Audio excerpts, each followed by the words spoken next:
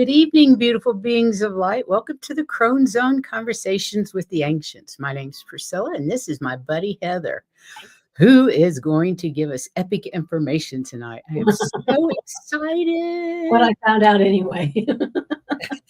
So we're going to talk about the Library of Alexandria tonight. Hey, Diane G., Linda Day Gonzalez, and White Dragon. Yep. Thanks for being here, you guys. I did pull cards. Did you pull some cards? Well, let's do it. I'll just get rid of that. Well, I'm going to leave it so people know what we're talking about tonight. I can't show them the cards, but that's okay. Why? It won't take much.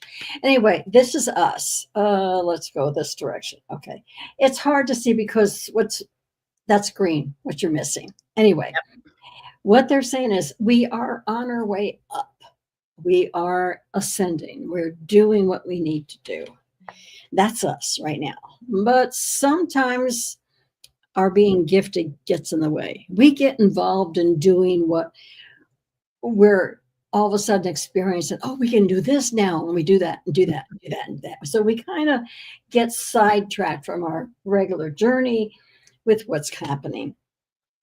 In the time, and part of that is because the human is beginning to recognize past lives or who they were, or things that they can do, or synchronicities and things like that. They're seeing things that they weren't seeing before, and that kind of sidetracks us a little bit.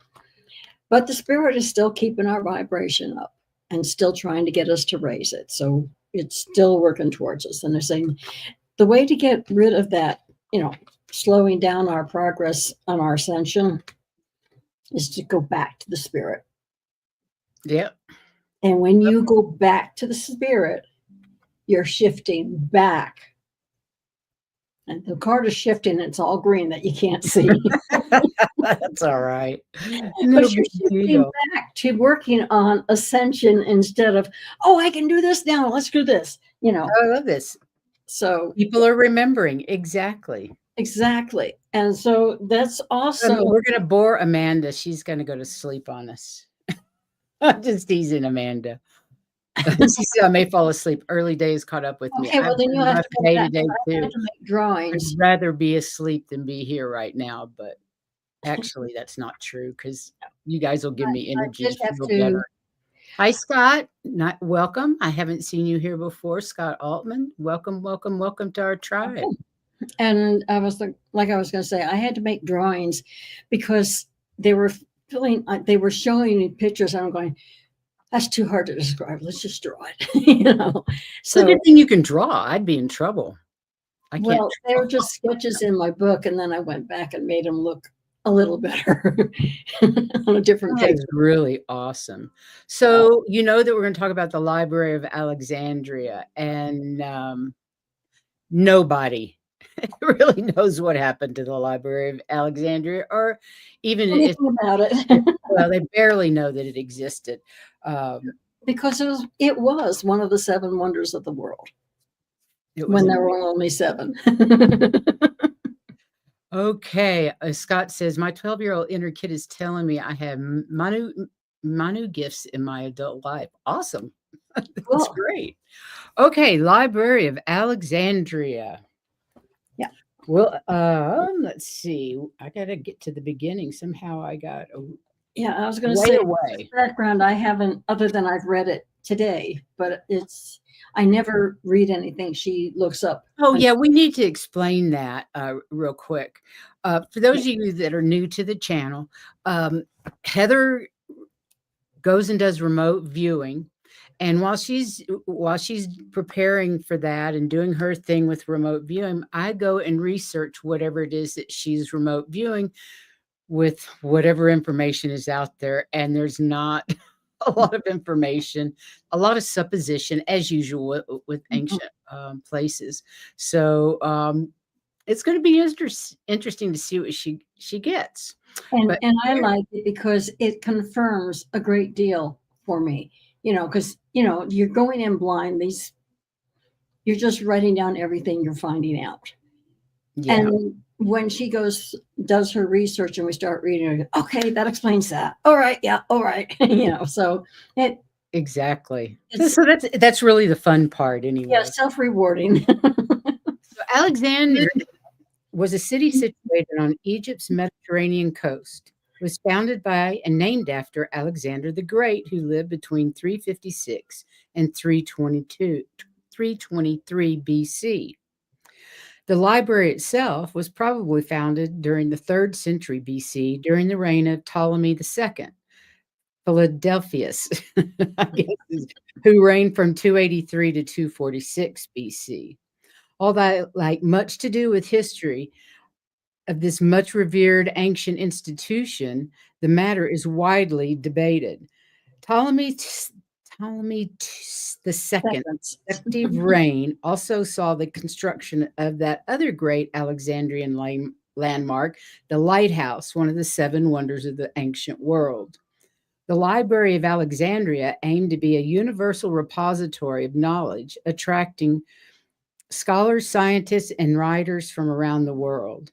It housed a vast collection of scrolls, papyrus scrolls, including Greek literature, translations of other languages, and works on various subjects like mathematics, astronomy, and medicine. Yep. The library was founded by Ptolemy, by that Caesar, and Ptolemy, expanded. just forget the P, it's Yeah, Ptolemy. Ptolemy II, and expanded by his successors. The Ptolemaic dynasty. Ptolemaic. I couldn't say that. I know we got some really great words in here. You guys, we apologize. Yes, we do for all of our mispronunciations, and there will be many. There will be Anyway, many.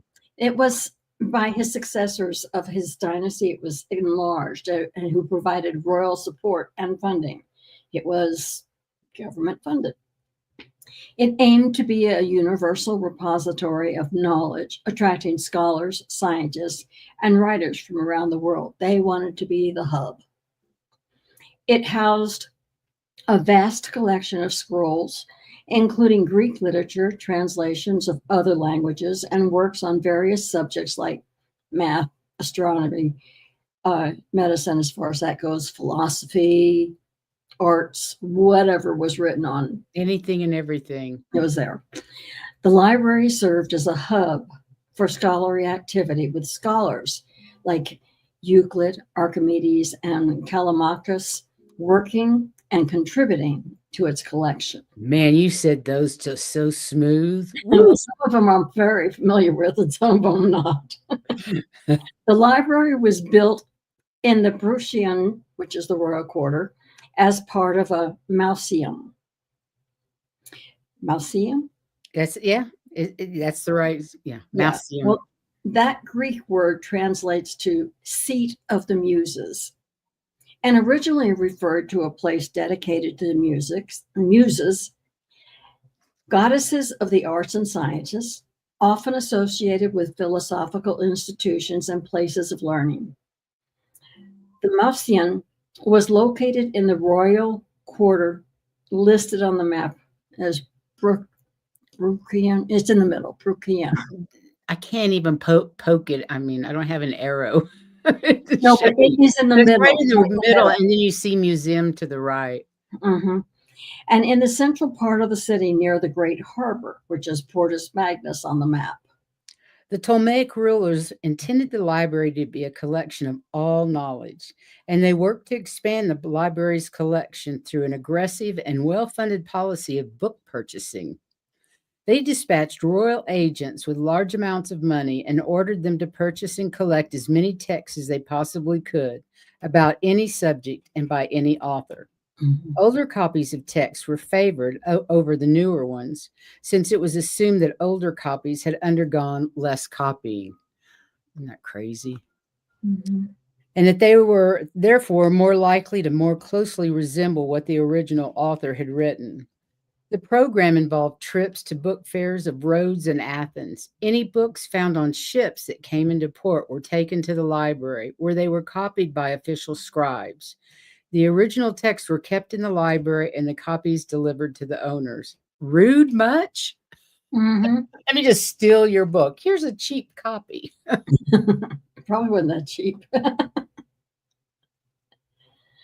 So All right. So the library particularly focused on acquiring manuscripts of the Homeric poems, which were the foundation of Greek education and revered above all other poems.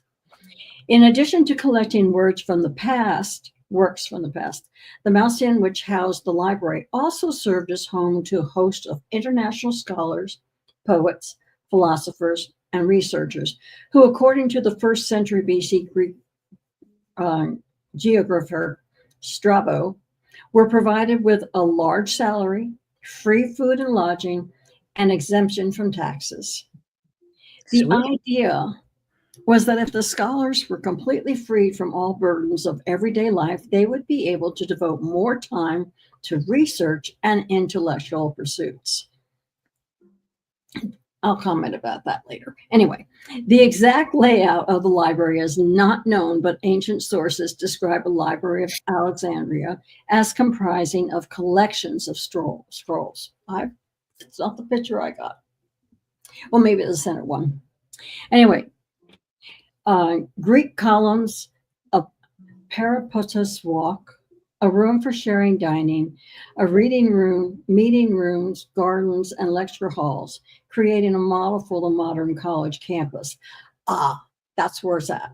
All the other things were around it. The library's in the middle because I got this rectangle thing. Ptolemy II, Philadelphus, is said to have a keen interest in zoology. So it has been speculated that the museum may have even had a zoo for exotic animals. That's pretty cool. So Mhm. does this kind of resemble what you actually drew The library itself in does. the I center? was told there were buildings all around it for those who were sitting there to go and relax or discuss things or just go eat. And that is very much like it. I imagine the last dome was more for lectures and things like that. Cool. But he did say all that. But the person I worked with, actually worked in the library itself. So most of what I got was in the library and about the library. Interesting.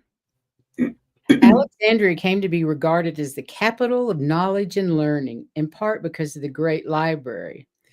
Many important and influential scholars worked at the library during the 3rd and 2nd centuries BC, including Xenodotus of Ephesus, who worked towards standardizing the works of Homer, which are the Iliad and the Odyssey, which a lot of us learned in school. Callimachus, who wrote the Penachos, sometimes considered the world's first library catalog. Mhm. Apollonius of Rhodes, who composed the epic poem of Argonautica, which is Jason and the Argonauts. Eratosthenes of Cyrene, who calculated the circumference of the earth within a few hundred kilometers of accuracy. That's pretty amazing. Mhm. Um, Hero. oops.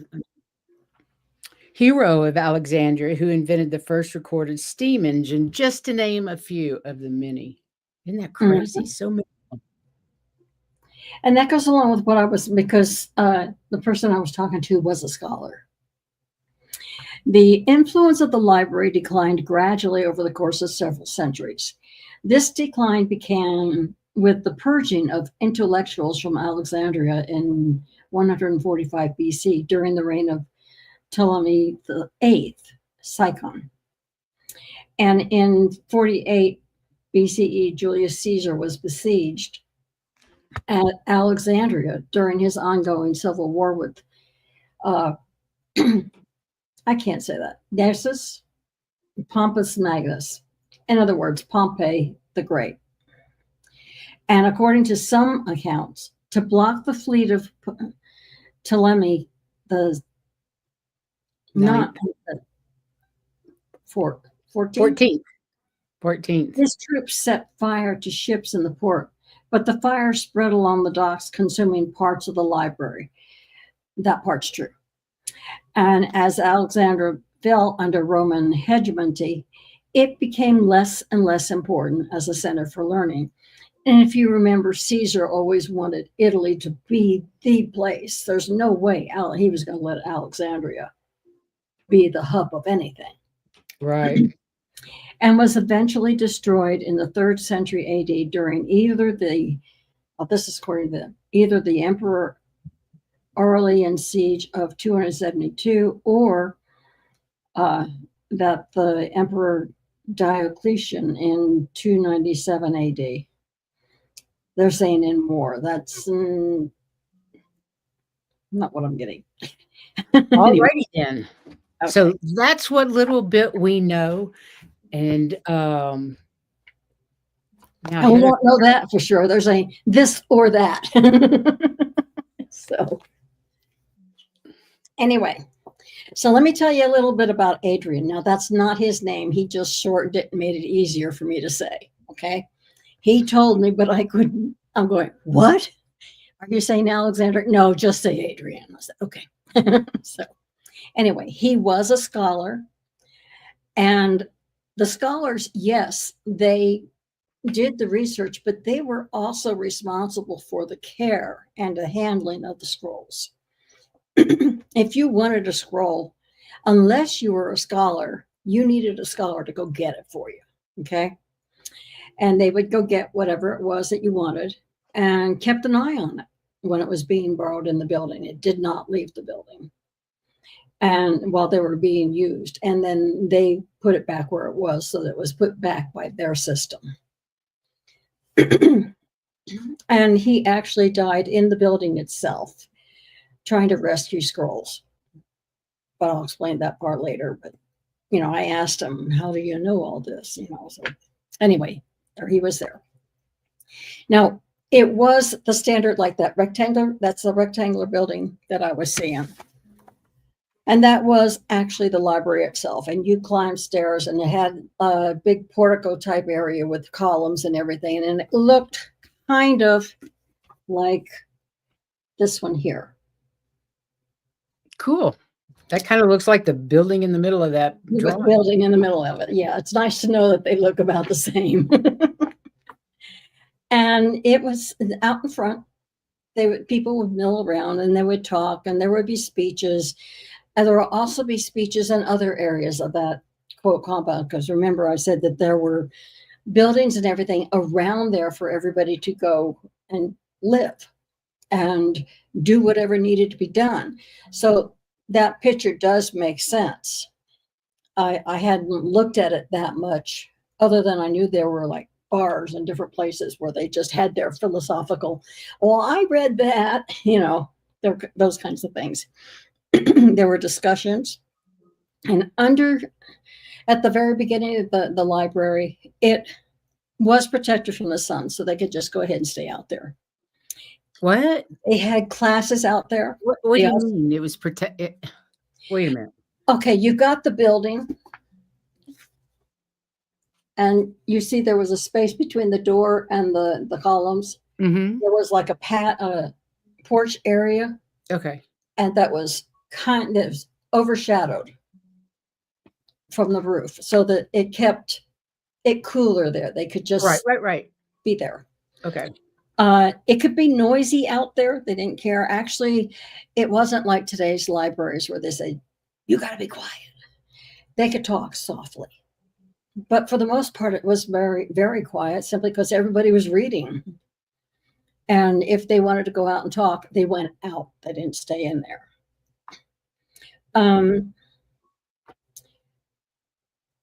I asked how many rows of scrolls, and he said 30 rows of them. Now, when they first built it, he was saying originally it had a courtyard. So the library was there, but they could go out to the courtyard and just talk there if they wanted to.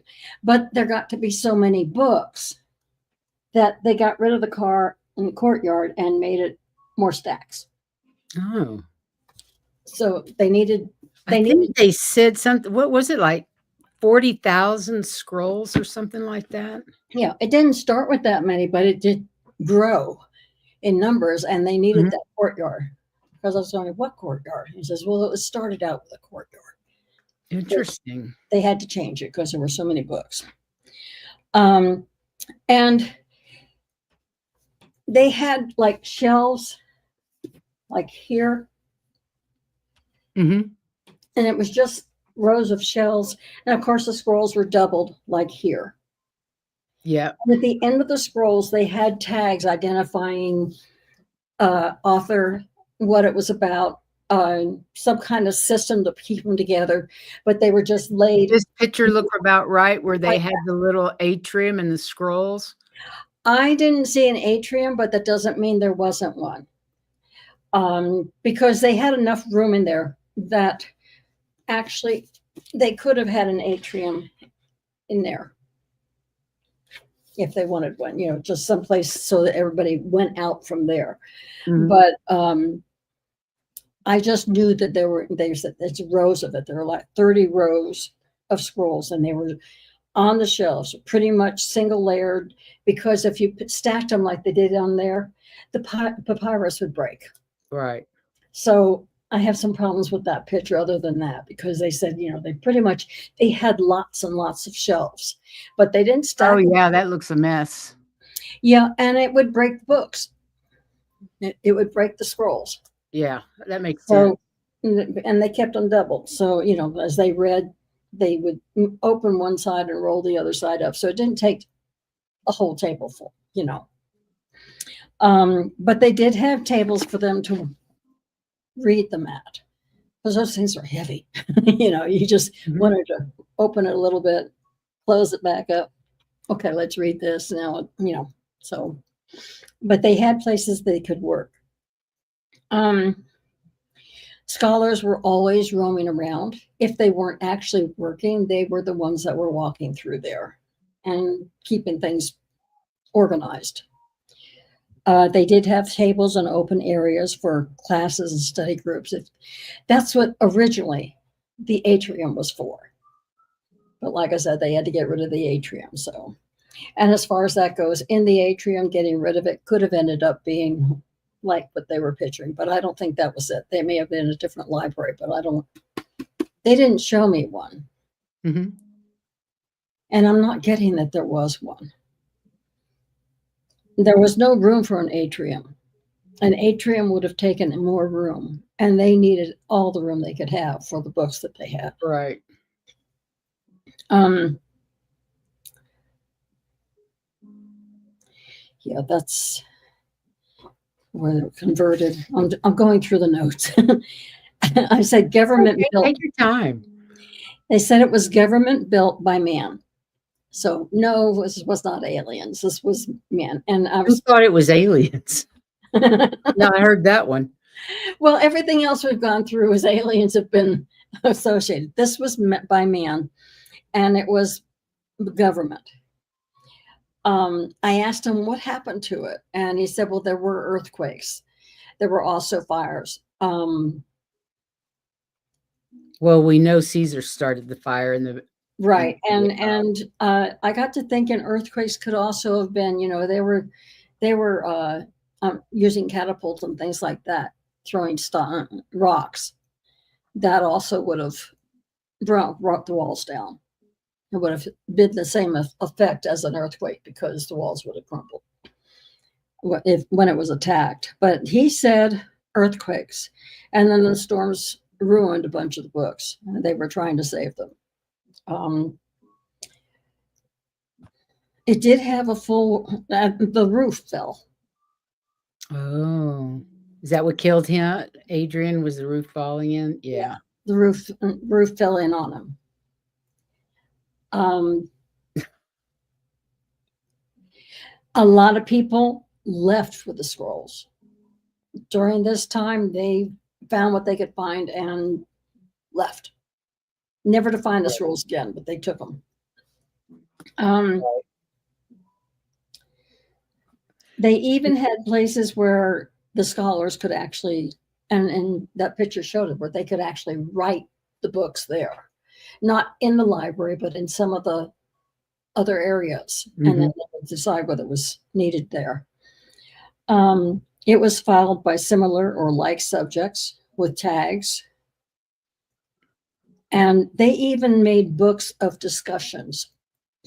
If they'd gone to one of these places and there was somebody taking notes and they wrote about it, if it was an important discussion, like some of the really um, well-known and knowledgeable Right. scholars, they would take notes of that discussion, and then that became a Interesting. book.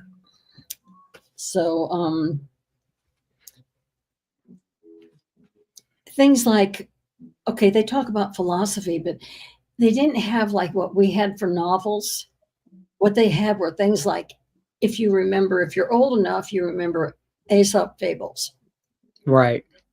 They would have those kinds of, Like the things like the Iliad, yeah, the Homer Iliad, and the Iliad. Yeah, sure. yeah, Poems. right. A lot of poems. And you hear a lot about Socrates and the others, but they all got information from the books that had been there. Whether they were there or not, I don't know, but they did have copies. They Wow. didn't have things like cookbooks and children's books like they do now. Somehow I didn't see him writing children's books there. No. And this was for adults only, and only for men, Of course. of course. Of course. And they were elite. It Of wasn't like course. the common man could go in and read a book. But if you think about it, the common man didn't know how to read. Yeah, they probably didn't know how to read at all. Right. So it was very much for the elite. I asked when they opened them up how long, because you had columns of letters, of words when you were reading. So they would open up so far and they'd finish that column, then open up to the next one. I said, well, how wide were those columns? And they said anywhere from 6 to 10 inches, depending on who was writing and what they were doing. And that the papyrus was ironed together. So it made it longer as they needed it longer. And when they got done, then they attached it to the other roll, and that was your book. Interesting.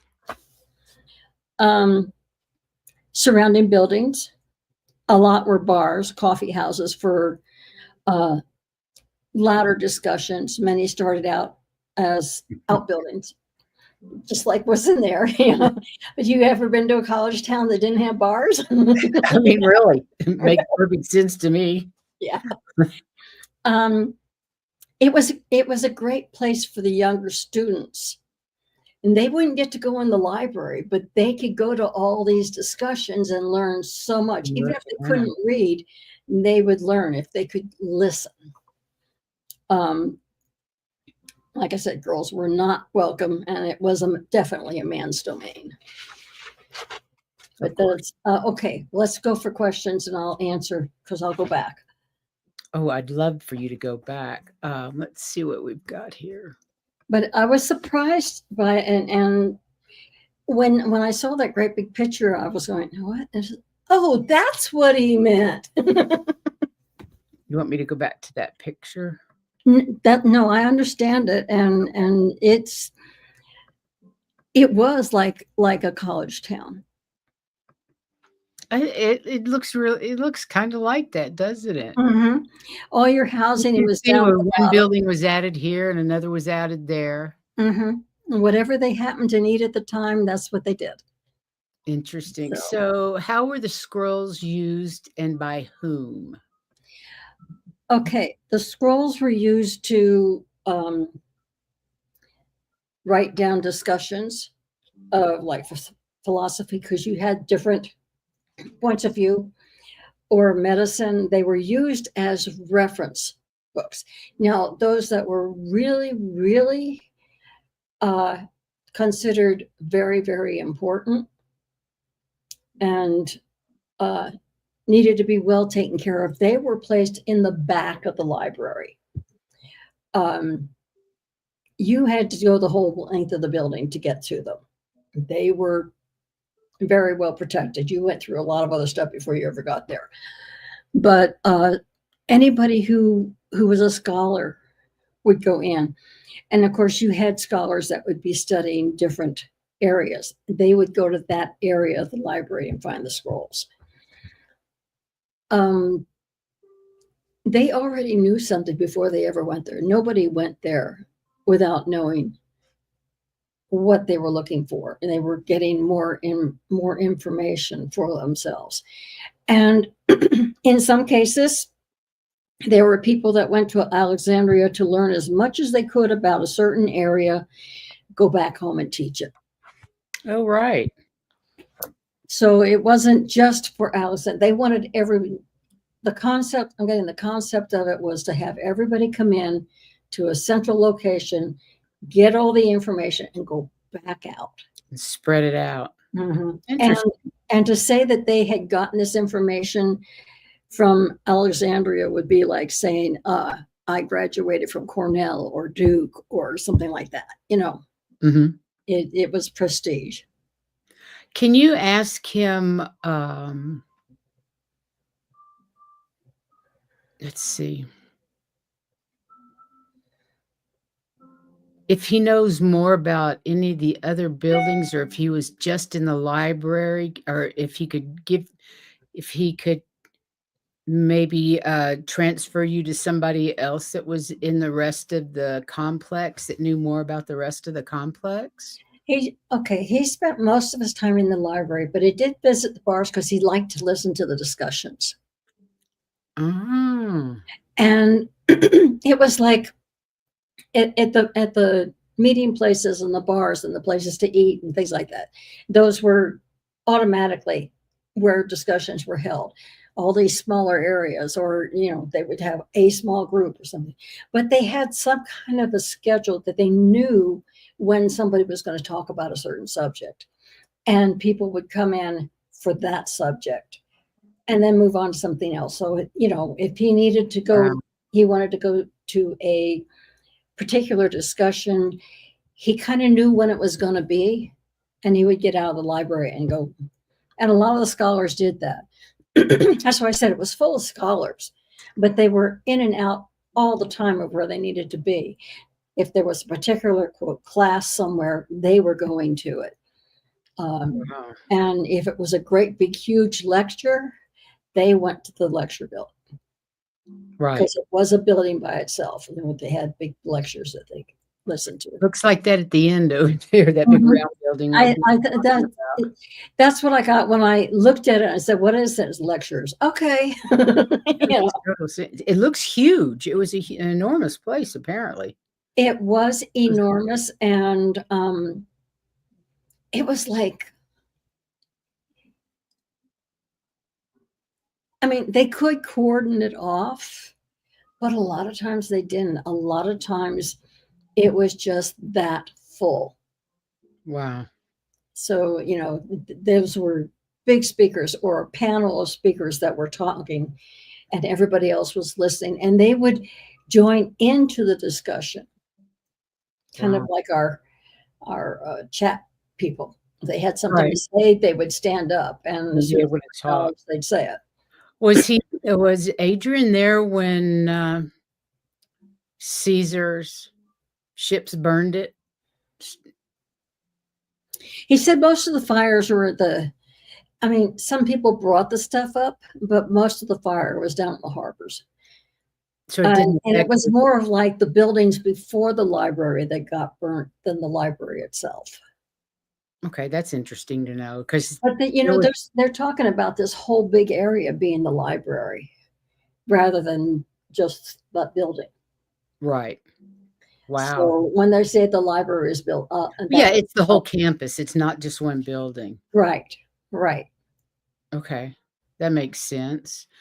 Diane G says, how were the scrolls organized, like a Dewey Decimal System of the ancient world? Well, funny you should say that, because one of the guys there did do that. Apollonius of Rhodes. Oh, no, sorry. Who's the one that did the decimal system? Callimachus, who wrote the Panakes. Never heard of it. Sometimes considered the world's first library catalog. So I guess that was our first Dewey Decimal System, or how by tags on the end of the scrolls. Yeah. What I'm getting from them is that, okay, you had one book, but sometimes one book was more than one scroll, but it was always numbered the same number with like first, second, third, or whatever, but there was some way of knowing what was the order, and they were all kept together. Now, if you only needed one of them to, and of course you only need one to read it at the time, you had to go back and when it, that's why the scholars took care of it, because otherwise things would get really messed up. And they would put it back where it belonged with other Yeah, I scrolls. guess they wouldn't let There dyslexic and me that, come in there. yeah. I was always bad at filing with dyslexia. But that was part of the scholars. I Right. mean, if they had to work at all, it was to help keep the library organized and keep things going. And it was organized by subject, very, until they come up with that's why they had to come up with a system. But it was by subject, and then in the subject by author, keeping everything individually where it belonged. And then Warrior Widow High, she says it still blows my mind that half the population's minds weren't used. At Has least half, anything changed? actually, The same more thing than every half. day. More than half. If you happen to live around Alexandria, She's talking about women, oh, Heather, women, not using the brains of women, just limiting it to men. that's true, but it was also limited to the elite. Yeah, So when you think about it, they had to be able to read. Well, most people couldn't do that. So think about the rest of the population was subservient. absolutely they were. Women, anybody who did a normal job that couldn't read, it was the thing is that if somebody really wanted to know that information, they would have to get themselves to Alexandria and listen to all the discussions. They didn't have It to was know a how to read for fascinating that. place to be. Right. They didn't have to know how to read to learn.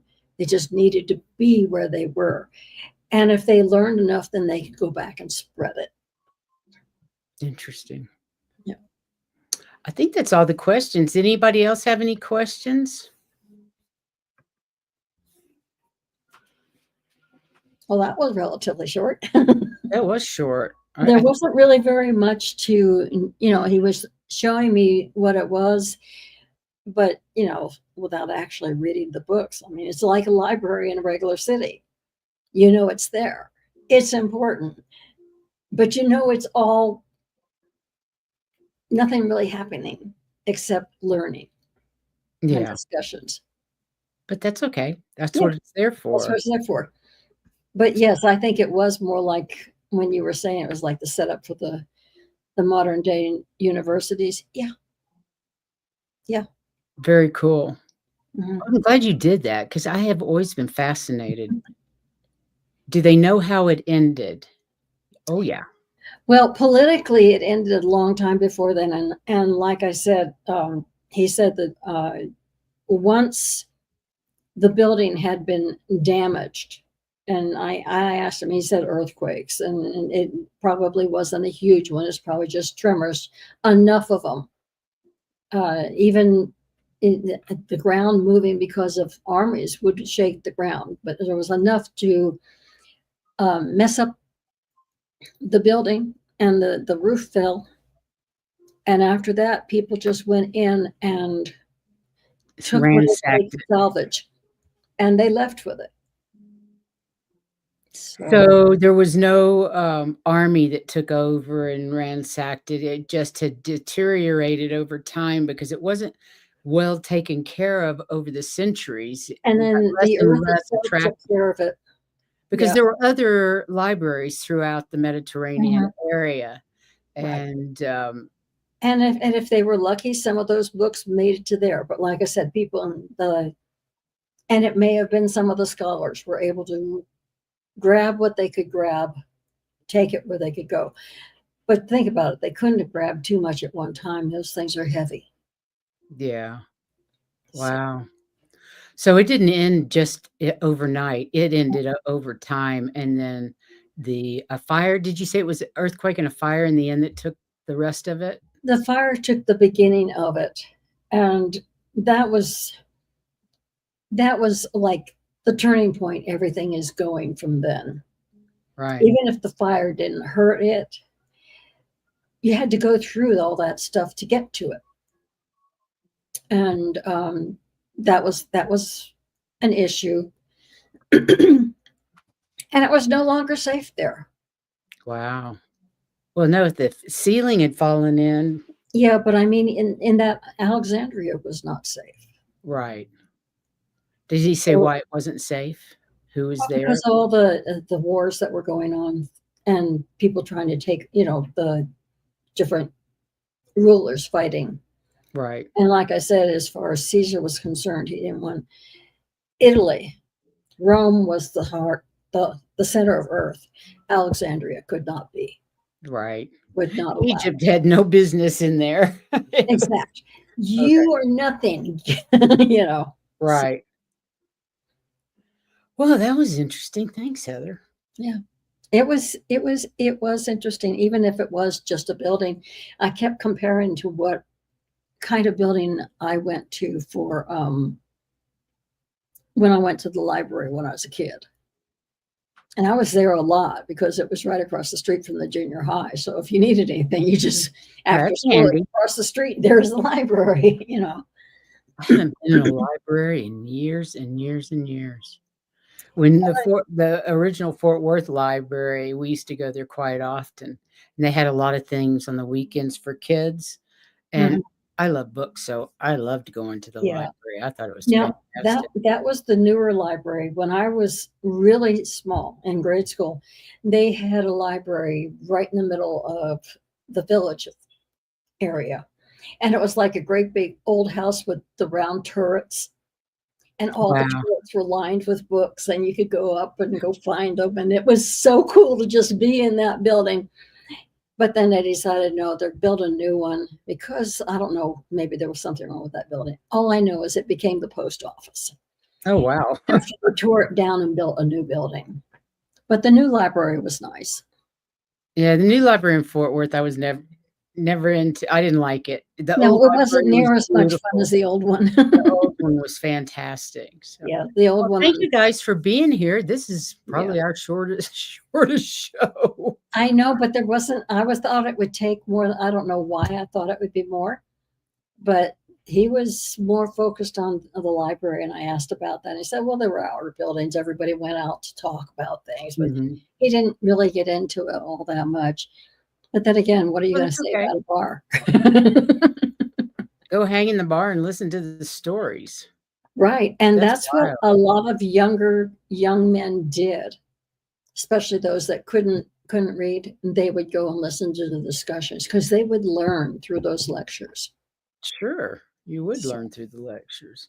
Well, you guys, let me tell you, on Saturday, what do we got? Our next show is Terry's Tales on Saturday with Terry Suzuki yeah. from Kigaroo Spiritual Journeys, and she's lovely. And if you haven't been on a journey with Terry, I highly recommend a journey with her.